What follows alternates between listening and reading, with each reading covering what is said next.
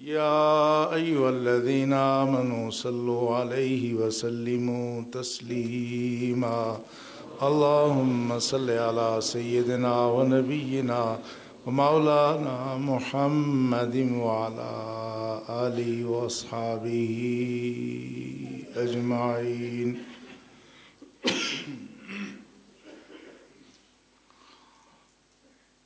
لائق احترام برادران اسلام، گزشتہ جمعۃ المبارک کے موقع پر ہم رمضان المبارک کی آمد سے پہلے تیاری کے ضمن میں بات کر رہے تھے۔ رمضان المبارک کا مہینہ تشریف لانے والا ہے، جیسے ہر سال آتا ہے اس دفعہ بھی آئے گا، تو صورتحال کیا ہوگی؟ جس دن چاند شام کو نظر آئے گا مسجدیں بھر جائیں گی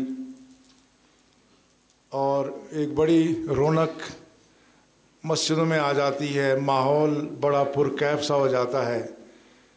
چند دن یہ سلسلہ رہے گا، اگلے دن ظہر کی نماز میں مسجد میں جگہ نہیں ملے گی، بڑا اجتماع بھرپور ہو جائے گا۔ پھر کوئی 10 روزے گزریں گے تو پھر تعداد کم ہونی شروع ہو جائے گی، اور کرتے کرتے آخر میں پھر تعداد بہت ہی گھٹ جائے گی۔ جس دن چاند نظر آئے گا، عید کا چاند، اس دن تو کئی لوگوں کی نماز بھی چھوٹ جائے گی۔ اگلے دن سے ہم وہیں آ جائیں گے جہاں یکم رمضان سے پہلے تھے۔ تو سوچنے کی بات یہ ہے کہ آخر وہ کیا چیز تھی جس نے ہمیں اس طرح سے تبدیل کیا کہ ہم اچانک نمازی ہو گئے۔ جو پہلے قرآن پاک نہیں پڑھتے تھے وہ اب پڑھنے کی کوشش کر رہے ہیں، کوئی تھوڑا بہت پڑھ لیں۔ اور اب صورتحال یہ ہے کہ پہلے جو فرض نمازیں عشاء کی جس نے نہیں پڑھی وہ آپ تراویح میں 1-1.5 گھنٹہ کھڑا ہوتا ہے۔ اس کے بعد جو ہی شوال کا چاند نظر آیا، عبادت میں کمی آ گئی، اللہ کی طرف سے تراویحیں ختم ہو گئیں۔ جو شخص پہلے 1.5 گھنٹہ عبادت میں مشغول رہتا تھا وہ 10 منٹ کے لیے بھی ابھی تیار نہیں ہو رہا ہے۔ تو آخر یہ ہے کیا بات؟ یہ کوئی کیا مذاق کر رہے ہیں ہم؟ اور ہم نے جو 1 مہینہ اتنی محنت کی ہے، آخر اس کا کوئی ثمر بھی ہمیں ملا یا نہیں ملا؟ یہ وہ بنیادی چیزیں ہیں جس پر سوچنے کی ضرورت ہے۔ اور اگر ہم اس ساری بات کو سمجھ جائیں تو الحمدللہ اس رمضان میں کافی تبدیلی مستقل بنیادوں پر آ سکتی ہے۔ لیکن اگر ہماری نیت یہی ہے کہ نمازیں صرف رمضان میں ہی پڑھنی ہیں، قرآن پاک کو صرف رمضان میں ہی کھول کے دیکھنا ہے، تو پھر کوئی تبدیلی واقع ہونے والی بڑی نہیں ہے۔ اہل ایمان، یہ ہر چیز کا، ہر عمل کا کوئی رد عمل ہے۔ یہ سائنس کی زبان میں جس کو کہتے ہیں نا، ہر ایکشن کا ری ایکشن ہے۔ یہی اصول اور ضابطہ دنیا اخلاق اور روحانیت کے دنیا میں بھی ہوتا ہے۔ ہر عمل کوئی نہ کوئی اپنا نتیجہ ساتھ رکھتا ہے اور اس سے نتیجہ برآمد ہوتا ہے، اور اس کا انسان کی شخصیت پر کوئی نہ کوئی اثر ضرور مرتب ہوتا ہے۔ اور اس میں جس طرح ہمارے مادی دنیا میں بہت ساری چیزوں کا اثر ہوتا ہے اور اثر ختم بھی ہو جاتا ہے۔ ایک شخص نے خدا نہ خواستہ کوئی زہریلی خوراک لے لی، فوراً اس کا اتارا لے لیا، زہر کا تریاک لے لیا، کسی کو کوئی کسی انجیکشن سے ری ایکشن ہو گیا، ری ایکشن کے توڑ میں انجیکشن لگا دیا تو ری ایکشن دور ہو جاتا ہے۔ یہ ہم مادی زندگی میں، یہ طبیعتی دنیا میں ہم اس بات کو دیکھتے ہیں۔ اخلاقی اور روحانی دنیا میں بھی بعض دفعہ یہ ہوتا ہے کہ کسی گناہ کا رد عمل ہم اس کو جس کو کہتے ہیں نیوٹرلائز کر لینا، بے اثر کر دینا۔ یہ بھی ہو سکتا ہے کہ کوئی گناہ کرنے کے باوجود ہم اس کے ضرر سے بچ سکیں، اور یہ بھی ہو سکتا ہے کہ نیکی کر کے ہم اس سے کوئی فائدہ نہ اٹھا سکیں۔ یہ بھی ایک مسلمہ اصول ہے۔ جس طرح ہم مادی زندگی میں کچھ چیزیں استعمال کرتے ہیں، کھاتے ہیں، مگر وہ ہمارا جزو بدن نہیں بنتی، ہمیں وہ چیزیں ہضم نہیں ہوتی، اسی طرح سے یہ عبادت بھی اسی طرح سے آدمی کی باطن کی کیفیت درست نہ ہو تو یہ نمازیں، یہ صدقات و خیرات، یہ حج عمرے یہ جتنے اللہ کے جتنے اوراد ہیں یہ ہمیں فائدہ تو دیتے ہیں مگر زیادہ فائدہ نہیں دیتے. اگر ہماری نیت میں ریاکاری آ گئی، دکھلاوا آ گیا، اور اگر ہم بندوں کے لیے یہ اعمال کرتے ہیں تو نیکی پھر اثر نہیں کرتی. اس لیے اقبال نے کہا نا، میں سربا سجدہ ہوا کبھی تو زمین سے آنے لگی صدا، تیرا دل تو ہے صنم آشنا تجھے کیا ملے گا نماز. یہ کیفیت ہو جاتی ہے.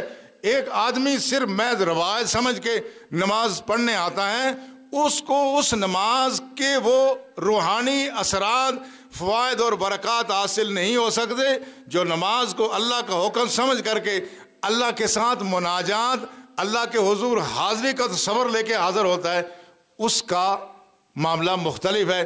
اسی طرح سے گناہ بھی آدمی کرتا ہے، لیکن گناہ کے اثر کو بھی آدمی زائل کر سکتا ہے بشرطے کہ اس کو پتہ ہو.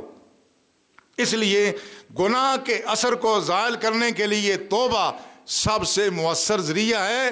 اور یہ توبہ جس درجے کی ہوگی یہ عین ممکن ہے کہ ایک آدمی نیک کام کر کے خدا کے ہاں ناپسندیدہ قرار پا جائے، اور یہ بھی عین ممکن ہے کہ کوئی آدمی گناہ کر کے خدا کے حضور اتنا گڑ گڑائے، اتنا نادم و شرمندہ ہو کہ اس کی اللہ کی ذات برائی کو نیکی میں تبدیل کر دے. قرآن میں آتا ہے اولئک الذین یبدل اللہ سیئاتہم حسنات. اللہ کے کچھ ایسے بندے بھی ہیں کہ خدا ان کی برائیوں کو نیکیوں میں تبدیل کرتا ہے. حالانکہ برائی میں نیکی بننے کی صلاحیت موجود نہیں ہے، مگر وہ صلاحیت انسان کی نیت، اس کے ارادے اور اس کی دل کی کیفیت سے پیدا ہوتی ہے. جب آدمی گناہ کا تصور کر کے اس کی آنکھیں نم ہو جاتی ہیں، وہ گناہ اس کے لیے بخشش کا ذریعہ بن جاتا ہے. اس لیے اقبال نے کہا نا، موتی سمجھ کے شان کریمی نے چن لیے قطرے جو تھے میرے عرق انفعال کے، کہ میری آنکھوں سے گرنے والا آنسو یہ رائگاں نہیں گیا. شان کریمی نے میرے آنکھوں سے ندامت گرنے والا آنسو اپنی رحمت کی چادر میں جذب کر کے ان کو موتیوں کے طور پہ لے لیا ہے. اس لیے اہل ایمان ضرورت اس بات کی ہے کہ ہم ان چیزوں پر نظر رکھیں تاکہ نیکیوں کے اثرات کو محفوظ رکھیں اور برائیوں کے اثرات سے ہم اپنے آپ کو محفوظ رکھ سکیں. اس لیے رسول اللہ صلی اللہ علیہ وسلم نے مختلف مقامات پر اہل ایمان کو یہ بات سمجھائی ہے. آپ نے ایک حدیث میں ارشاد فرمایا، ان العبد اذا اخطا خطیئۃ نقطت فی قلبہ نقطۃ سوداء. فرمایا جب کوئی آدمی گناہ کرتا ہے نا تو اس کے ضمیر پر، اس کے دل پر ایک سیاہ نشان پڑ جاتا ہے. فَإِن نَزَعَ، اگر اس نے اس کو کھرچ لیا، جس طرح کپڑے پہ داغ پڑا، اس کو صاف کر لیا، کپڑا صاف ہو گیا. وَاسْتَغْفَرَ وَتَابَ، پھر اس نے استغفار بھی کیا، اس نے توبہ بھی کی، تو پھر کیا ہوتا ہے؟ سَقَلَ قَلْبُهُ، اس کا دل ویسے ہی چمکنا شروع ہو جاتا ہے جس طرح پہلے چمکتا تھا. فَإِنْ عَادَ زِيدَ فِيهَا، اگر وہ پہلا دبا ابھی دور نہیں ہوا تھا پھر دوسرا دبا ڈال دیا تو اس میں اضافہ ہونا شروع ہو جاتا ہے. حتی یالو قلبہ، یہاں تک کہ ایک مرحلہ ایسا ہوتا ہے اس کا ضمیر بالکل سیاہ ہو جاتا ہے، اس کا دل مر جاتا ہے. پھر رسول اللہ صلی اللہ علیہ وسلم نے قرآن کی وہ آیت پڑھی، کلا بل ران علی قلوبہم ما کانوا یکسبون، کہ ہرگز نہیں، ان لوگوں کے دلوں پر زنگ چڑھ گیا ہے. کیوں چڑھا ہے؟ خدا نے زنگ نہیں چڑھایا. بما کانوا یکسبون، یہ ان کے وہ کرتوت تھے جو یہ مسلسل کرتے رہے. اس لیے اہل ایمان اصل معاملہ یہ ہے کہ جو سال کے 11 مہینے ہمارے غفلت میں گزر جاتے ہیں، اللہ ماشاءاللہ سارے غفلت والے نہیں ہیں، اللہ کے حضور حاضر ہونے والے، اللہ کے حضور حاضر ہو کے راتوں کو گڑ گڑانے والے، اللہ کی خشیت میں آنکھوں کو نم کرنے والے لوگ موجود ہیں، سال بھر تلاوت کرنے والے لوگ بھی موجود ہیں. مگر عام رجحان یہ ہے کہ ہمارا جو سال بھر کا جو معمول ہوتا ہے اس نے ہمارے دل کی دنیا کو بہت متاثر کیا ہوتا ہے. اس لیے جب تک اس کے اثرات دور نہ ہوں اس وقت تک یہ روزہ وہ فائدہ نہیں دیتا جس کی ہمیں ضرورت ہے، اس کا فائدہ محدود ہو جاتا ہے. اس لیے میں اس وقت باقی تفصیل کی طرف نہیں جاتا، میں صرف اس کا ایک نسخہ جو رسول اللہ صلی اللہ علیہ وسلم نے تجویز فرمایا، آج ہماری گفتگو بقیہ گفتگو کا عنوان وہی بات ہوگی۔ رسول اللہ صلی اللہ علیہ وسلم نے فرمایا ان هذه القلوب تصدع کما یصدع الحدید اذا اصابہ الماء۔ آپ نے فرمایا لوگوں یاد رکھو، جس طرح برسات کے موسم میں کوئی اگر لوہا باہر پڑا ہو جس پر نمی بار بار پڑتی ہو، جب پانی لوہے پر پڑے تو کیا ہوتا ہے؟ یہ زنگ آلود ہو جاتا ہے۔ فرمایا ان هذه القلوب تصدع کما یصدع الحدید، یاد رکھو جس طرح پانی پڑنے سے یہ لوہا زنگ آلود ہوتا ہے، فرمایا بندوں کے دل بھی زنگ آلود ہوتے رہتے ہیں۔ بندوں کے دل بھی ایسے ہی زنگ آلود ہوتے ہیں جس طرح لوہا زنگ آلود ہوتا ہے۔ صحابہ نے کہا یا رسول اللہ فما جلاؤہا، یا رسول اللہ یہ بھی بتائیں پھر اس زنگ کو دور کیسے کریں؟ فرمایا کثرت و ذکر الموت و تلاوت القرآن، کثرت سے موت کو یاد کیا کرو اور کلام اللہ شریف کی کثرت سے تلاوت کیا کرو۔ اس وقت ہمارا جو موضوع ہے وہ تلاوت کلام اللہ شریف ہے کہ کلام اللہ شریف کی تلاوت اگر آپ تسلسل کے ساتھ اور اس کا معنی اور مفہوم سمجھ کر کے اگر کلام اللہ شریف کی تلاوت کی جانے لگیں، اس کے نتیجے میں آدمی کے دل کی دنیا بدلنی شروع ہو جاتی ہے۔ یہ قرآن ایسی کتاب ہے جس کے لیے اللہ نے ارشاد فرمایا وَنُنَزِّلُ مِنَ الْقُرْآنِ مَا هُوَ شِفَاءٌ وَرَحْمَةٌ لِّلْمُؤْمِنِينَ، ہم نے یہ جو قرآن نازل کیا ہے یہ مومنوں کے لیے شفا بھی ہے اور ان کے لیے رحمت بھی ہے۔ اس لیے کلام اللہ شریف کی کثرت سے تلاوت اور اس کے مفاہیم کو اگر کوئی آدمی سمجھ کر کے اس کی تلاوت کرے، یہ قرآن پاک انسان کی زندگی کو آہستہ آہستہ تبدیل کرنا شروع کر دیتا۔ اس لیے یہ آج کی بات نہیں ہے، جب قرآن نازل ہو رہا تھا ہم تو اللہ کے فضل و کرم سے مسلمان ہیں، ہم مشرک نہیں ہیں، ہم بتوں کے پوجنے والے نہیں ہیں، ہم ان بہت ساری خرابیوں میں مبتلا نہیں ہیں جس میں عرب کا معاشرہ مبتلا تھا۔ لیکن صورتحال کیا تھی؟ جب یہ قرآن نازل ہونا شروع ہوا اس نے اہل عرب کی دنیا کو تبدیل کر دیا۔ یہ قرآن اللہ کا کلام ہے، اس کو محبت سے پیار سے آدمی پڑھے، اس نیت سے پڑھے ہم نے اپنے خالق و مالک کو نہیں دیکھا، ہم نے رسول اللہ صلی اللہ علیہ وسلم کی زیارت نہیں کی، تو اب ہم اپنے رب کا قرب کیسے حاصل کریں؟ یہ دیکھ لیں کہ ہم اللہ کا کلام پڑھ رہے ہیں۔ یہ وہی کلام ہے جو اس نے اس زمین و آسمان کی تخلیق سے 1000 سال پہلے فرشتوں کے سامنے پڑھا تھا۔ اس میں زیر زبر کی کوئی تبدیلی واقع نہیں ہوئی ہے۔ اس لیے یہ قرآن اگر پڑھا جائے محبت سے پڑھا جائے، پیار سے پڑھا جائے، یہ کوئی ناول نہیں ہے، یہ نسخہ ہدایت ہے۔ اس لیے اللہ نے فرمایا ذالک الکتاب لا ریب فیہ ھدی للمتقین، یہ ایسی کتاب ہے جس میں کوئی شک نہیں ہے، یہ متقی لوگوں کے لیے ہدایت کا سامان ہے۔ اس لیے اگر قرآن پڑھا جائے توجہ سے پڑھا جائے اور سمجھ کر کے پڑھا جائے، یہ قرآن آہستہ آہستہ تبدیلی لاتا ہے۔ ہمارا ایک المیہ یہ ہے کہ ہم پہلے تو قرآن پاک صحیح پڑھ نہیں سکتے، اس کے باوجود کہ ہمارے اسکولوں میں قاری موجود ہیں، مگر آج بھی ہمارے بچوں کو صحیح قرآن پڑھنا نہیں آتا۔ ہم وہ قرآن اس طرح سے نہیں پڑھتے جس طرح کہ اللہ کے رسول نے پڑھا اور جس کے لیے اللہ نے فرمایا تھا وَرَتِّلِ الْقُرْآنَ تَرْتِیلًا، اور قرآن کو ٹھہر ٹھہر کر کے ترتیل سے پڑھا کرو، ٹھہر ٹھہر کے پڑھا کرو۔ ہمارا یہ المیہ ہے مجموعی طور پر کہ ہم اللہ کا قرآن صحیح طور پر نہیں پڑھ سکتے، الفاظ تبدیل ہوتے ہیں، معنی تبدیل ہو جاتا ہے، اور الفاظ قریب قریب ہیں۔ یہ اہل لسان سے پوچھے، ہماری زبان کا کوئی لفظ اگر بگاڑ کر کے پڑھے تو ہمیں کتنا برا لگتا ہے، کیا اس کا معنی تبدیل ہوتا ہے یا نہیں ہوتا؟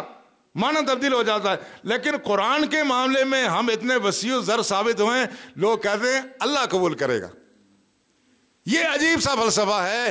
آپ اگر کوئی درخواست لکھیں کسی کے نام، ایک ایک نقطہ اور شوشہ سوچ سمجھ کر کے لکھیں۔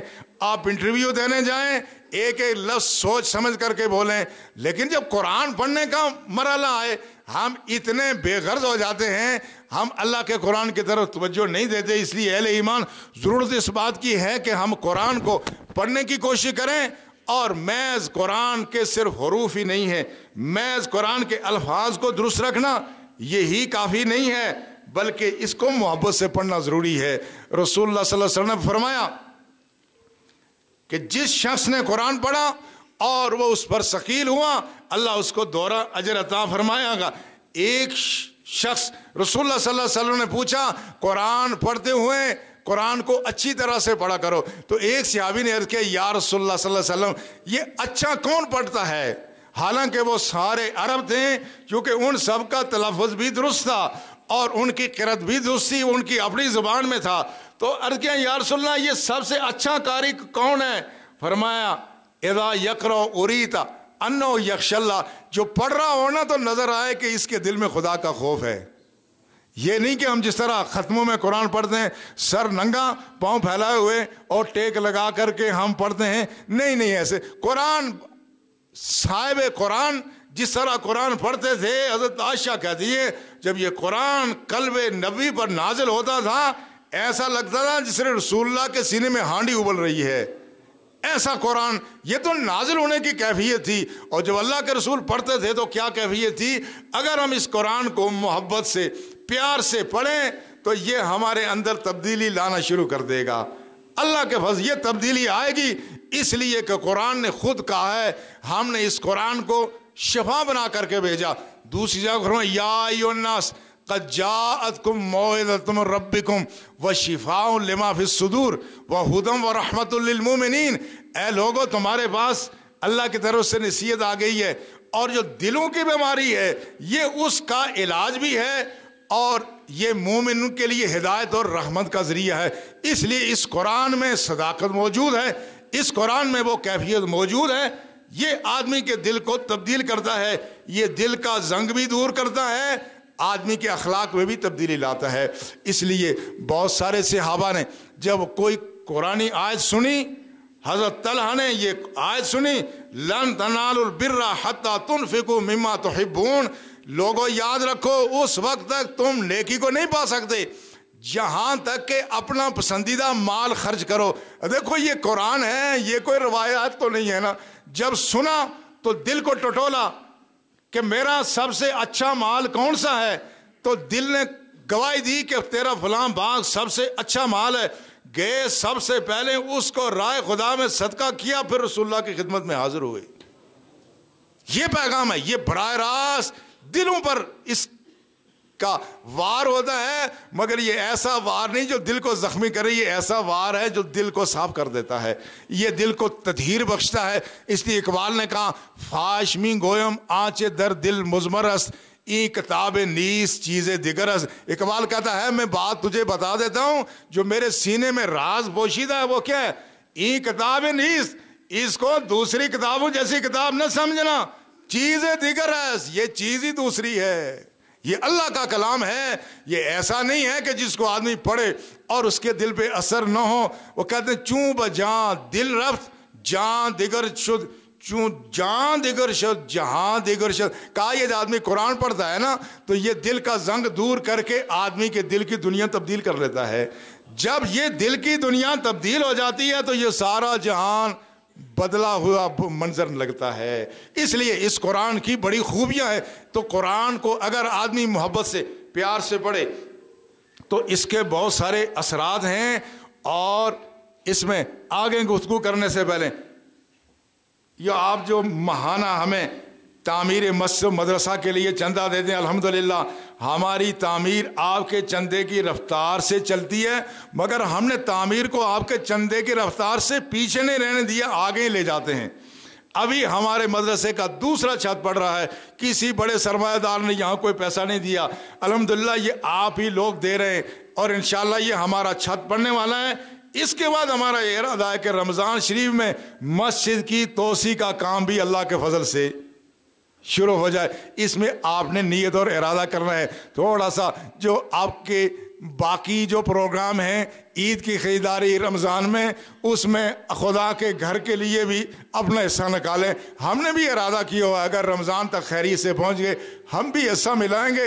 حصہ کیا ملائیں گے؟ اپنے رب کی رحمت کا شکرانہ ادا کریں. اللہ توفیق عطا فرمائے. تو اندر حال میں لیاقت خان صاحب ہیں، برآمدہ سین میں حافظ دانش ذوالفقار ہیں، اوپر حال میں پٹھان سلطان خان صاحب، آخری چھت میں نصیر خان صاحب یہ آپ کے پاس آ رہے ہیں. ان کے ساتھ جو ہو سکے یہ تعامل فرمائیں. تو اس لیے میں عرض کیا کر رہا تھا، یہ صحابہ کی بات نہیں ہے، یہ ہر دور میں ایسا ہوا. صحابہ نے جب شراب کی حرمت کی آیت نازل ہوئی، اب دیکھو ہمارے جو چیز کسی قوم کی عادت بن جائے وہ اس کو چھوڑ سکتا ہے؟ اب ہماری عادت چائے بنی ہوئی ہے تو مل پیک کی چائے، حالانکہ ٹی وی پہ دیکھتے یہ ہے سارا زہر، مگر اس کے باوجود جب تک آپ چائے کی چسکی نہ لیں اس وقت تک دل کو قرار نہیں ملتا. یہ ہم عادی ہو گئے نا اس چائے کے، اس لیے نہیں چھوڑتی، حالانکہ پتہ یہ ہے زہر پھر بھی لوگ پی لیتے ہیں. اربوں کی گھٹی میں شراب بسی ہوئی تھی، لیکن جب قرآن پاک میں یہ آیت نازل ہوئی انما الخمر والمیسر والانصاب والازلام رجس من عمل الشیطان فاجتنبوہ، لوگوں یہ شراب، جوا اور چند چیزیں اور بیان کی گئی، فرمایا یہ پلیدی ہے، یہ شیطانی کام ہے، فاجتنبوہ تو ان سے بچو. تو عربوں کے گھروں میں گھڑے بھرے ہوتے تھے شرابوں کے. عربوں نے ان گھڑوں کو انڈیلنے کے بعد ان گھڑوں میں پانی رکھا جا سکتا تھا، مگر سب نے گھڑے توڑ دیے کہ کہیں گھڑے دیکھ کر کے ہمیں شراب کی یاد نہ آ جائے. سب گھروں کو توڑ دیا کہ اب اللہ نے حرام قرار دیا ہے، اب ہمارے گھروں پہ یہ گھڑے باقی نہیں رہ سکتے. اس لیے ہر دور میں اس قرآن نے لوگوں کی دل کی دنیا کو تبدیل کیا. فضیل بن عیاض بہت بڑے صوفی گزرے ہیں، کہا جاتا ہے یہ بہت بڑے ڈاکو تھے. ایک دفعہ گزر رہے تھے تو کسی بچی نے یہ قرآن کی آیت پڑھی، الم یأن للذین آمنوا ان تخشع قلوبہم لذکر اللہ، کیا لوگوں پر ابھی وہ وقت نہیں آیا کہ اللہ کے ذکر کی وجہ سے ان کے دلوں میں کوئی خشیت پیدا ہوتی. یہ چونکہ عربی دان تھے، جب یہ آیت پڑھی اسی لمحے کسی چوری کی نیت سے جا رہے تھے، گھر واپس پلٹے، وضو کیا، مسجد میں جا کے خدا کے سامنے سیدھا ریز ہوئے، پھر ایسی توبہ کی کہ فضیل بن عیاض کا نام اکابر صوفیہ میں شامل ہوتا ہے. اس لیے اہل ایمان یہ ایسی بات ہے، اس قرآن کو اگر ہم رمضان کی آمد سے پہلے، رمضان میں تو پڑھیں گے مگر رمضان سے پہلے ہم یہ نیت کر لیں کہ اللہ کا کلام جو اللہ نے ہمیں عطا فرمایا ہے ہم اس کو محبت سے، پیار سے، ادب سے پڑھیں گے، انشاءاللہ تبدیلی کا عمل یہاں سے ہو جائے گا. یہ قرآن کی تو وہ برکات ہیں. ہم تو ایمان والے ہیں، جو بے ایمان ہیں، جو ایمان کی دولت سے محروم ہیں، وہ بھی اس کی عظمت کو تسلیم کرتے ہیں.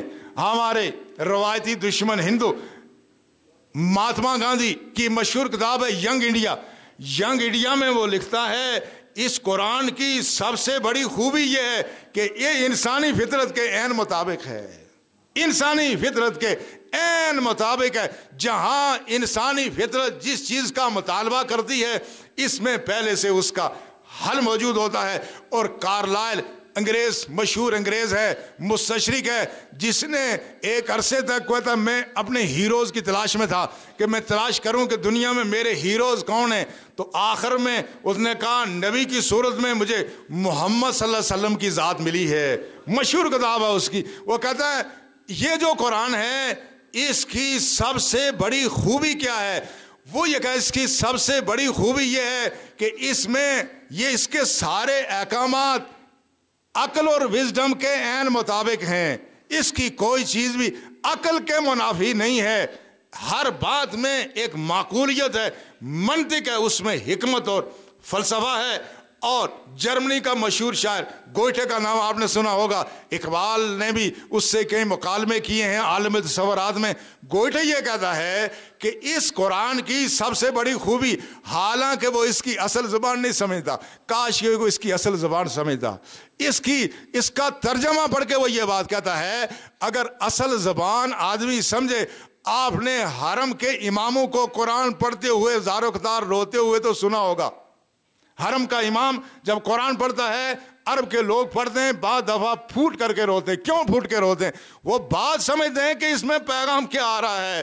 جب جہنم کی، خدا کی ناراضگی اور خدا کے غیظ و غضب کا ذکر ہوتا ہے، آدمی کی روح کانپنا شروع ہو جاتی ہے۔ جب جنت کی نعمتیں، اللہ کی رحمتوں اور برکتوں کا تذکرہ ہوتا ہے، آدمی کا دل باغ باغ ہو جاتا ہے۔ آدمی کے دل میں حسرت پیدا ہوتی ہے، کاش دنیا ساری میرے ہاتھ سے لٹ جائے پر میرا مالک مجھ سے راضی ہو جائے، ابدی زندگی میں خدا مجھے راحت عطا فرمائے۔ اس لیے اس قرآن کی خوبی کیا ہے؟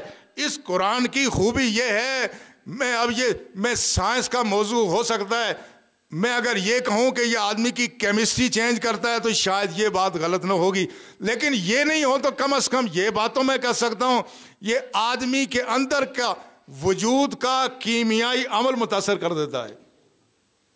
یا تو کیمسٹری چینج کرتا ہے، اگر کیمسٹری چینج نہ ہو تو آدمی کے کیمیائی عمل متاثر ہو جاتے ہیں۔ میں ایک مثال عرض کرتا ہوں، یہ انسانی جسم کی کیمیائی ترکیب ایسی ہے، آدمی جو ہی مرا اس کے جسم میں ٹوٹ پھوٹ ہونا شروع ہو جاتی ہے۔ ٹوٹ پھوٹ کا آغاز کہاں سے ہوتا ہے؟ کہتے ہیں سب سے پہلے ٹوٹ وہ انسان پر جراثیم موت کے بعد حملہ کیا کیوں کرتے ہیں؟ آپ نے دیکھا ہو کوئی چیز زندہ ہو تو چیونٹی بھی اس کے پاس سے گزر جاتی ہے، جو ہی اس کے جسم سے جان نکل جائے چیونٹیاں آ کے لپٹ جاتی ہیں۔ یہ چیونٹیوں کو بھی پتہ ہے، یہ جسم کا ایک الگ عمل ہے کہ پتہ چل جاتا ہے جانوروں کو بھی یہ زندہ ہے یا یہ مردہ ہے۔ تو ہوتا کیا ہے؟ سب سے پہلے جو انسان پر موت کے بعد جو حملہ ہوتا ہے وہ اس کے نتنوں سے اور اس کے منہ سے جراثیم داخل ہوتے ہیں۔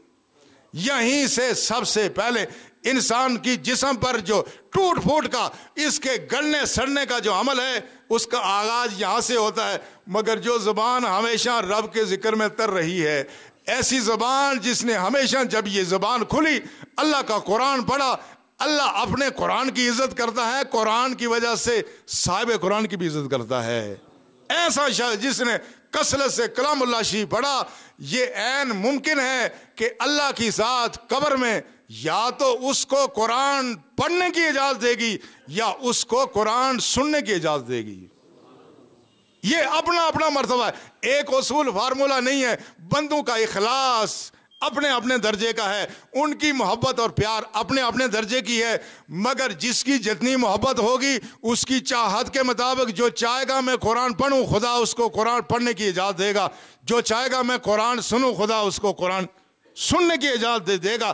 حدیث شریف میں آتا ہے رسول اللہ کے صحابہ تشریف لے گئے، ایک مقام پر خیمہ گاڑا تو اس خیمے کے نیچے سے دیکھا زمین سے، شاید میں نے حدیث بیان کی ہوگی، تو سورہ ملک پڑھنے کی آواز آ رہی تھی۔ صحابہ پریشان ہو گئے، آدمی کوئی نہیں ہے، زمین سے سورہ ملک کون پڑھ رہا ہے؟ جب رسول اللہ کی خدمت میں حاضر ہوئے، ذرا نگاہ نبوت بھی دیکھو، جنہوں نے سنا ان کو پتہ نہیں چلا، پر جنہوں نے سنا نہیں ان کو پتہ چل گیا کہ معاملہ کیا ہے۔ فرمایا ہے المانعۃ المنجیہ، فرمایا یہ جو سورہ ملک ہے یہ اللہ کے عذاب اور قبر کے عذاب سے نجات دلانے والی ہے۔ تنجی ہے من عذاب اللہ، بتانا یہ مقصود تھا کہ یہ شخص دنیا میں سورہ ملک پڑھتا تھا، آج قبر کی تاریکیوں میں ہی سورہ ملک پڑھ رہا ہے۔ اس لیے اہل ایمان، یہ قرآن ایسی کتاب ہے، اس کی رحمتیں برکتیں لامحدود ہے، یہ ہماری دنیا کو بھی سنوار دیتا ہے، ہماری آخرت کو بھی۔ اس لیے قرآن پاک کے یہ جو نزول قرآن کا مہینہ ہے، اس میں آج سے ہی اگر ہم کثرت سے کلام اللہ شریف کی تلاوت شروع کر دیں، انشاءاللہ تبدیلی کا عمل یہاں سے ہوگا۔ ہماری زبانیں جب اللہ کے قرآن سے تر ہوں گی، انشاءاللہ اللہ کی رحمت کی بدلیاں ہم پر برسیں گی۔ اللہ ہمیں اس کی توفیق عطا فرمائے۔ وما علینا